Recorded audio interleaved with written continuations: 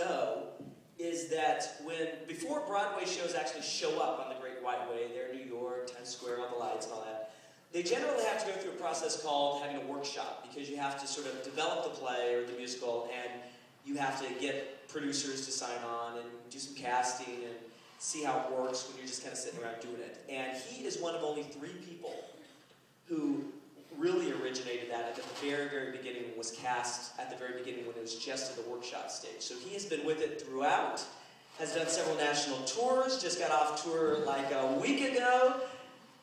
Way to go, Anthony, and welcome to Kansas City. How are you? Thank you very much.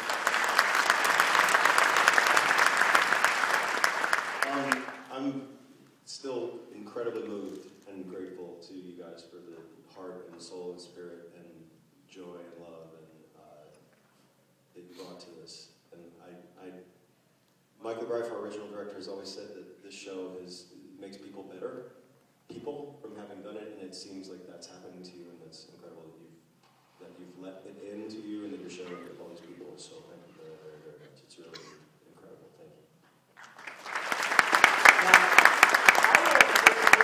Starting the question and answer session, because I've always had a lot of questions about the show. It has always touched me every time I've seen it, and you have become so identified with the show, the character. You've taken a bit of joy and pride of ownership almost since Jonathan's gone to sort of try to continue his vision, I think.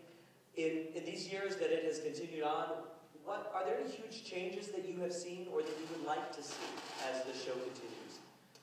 No, there's no real huge changes. When we just did the tour we made, Michael Greif, our original director, in an unusual move, he stayed involved with it over the years. There's some directors of long-running shows who sort of more or less abandoned them to their assistants and associates for all those years, but Michael continually saw it, and he helped put new people, replacements into the show, and then when we did our national tour, there were like little things that he always thought about trying, and he tried it with us. So, for instance, the way the show opened before was that, Roger came on a stage first alone, and then Mark and the cast, as it is here, came on stage. But he wanted to try that it was pretty much a bare stage, and Roger came out with his guitar, and then I came out with my tripod and camera, and then as I talked about the apartment, the other cast members sort of came on with the table and the chairs, and they sort of put it together.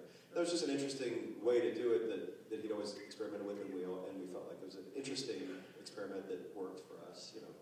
It's not like nothing is ever meant to be the definitive anything. It's because it's the only stage directions that I remember being in the original script were the set should resemble a pile of junk, or something like that. That it's meant to be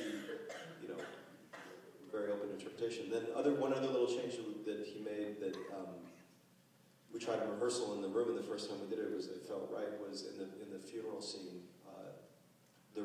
He wanted to see what it would be like if the community came together in little moments of everyone's individual eulogy and sort of had a key phrase or a key word that everyone said together to represent that it wasn't simply 3 people talking about Angel, it was everyone talking about Angel. So, for instance, like Angel was a little phrase that everyone said, and then Mimi continued with her eulogy, and then in Mark's it was and then there was this time. We all said that together, and then I continued with the eulogy. So it was another little experiment that worked well and that we liked. But other than that, the show is of its time. It is in a way a period piece in terms of the neighborhood that it's found in the East Village in New York City has changed quite a bit. The face of AIDS and HIV in our country has changed quite a bit in some respects. The treatment that people are getting tends to be more effective for more people, although there still is the case where socioeconomic issues can prevent certain people from getting the right kind of treatment.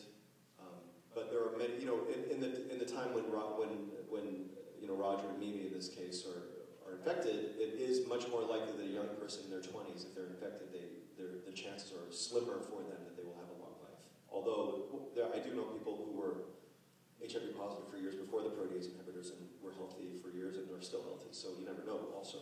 But so some of those facts have changed, but it's appropriate to the time that it's about. Like if you were doing a play about Vietnam, you wouldn't change anything because it's still about Vietnam, but the themes obviously still resonate. Okay.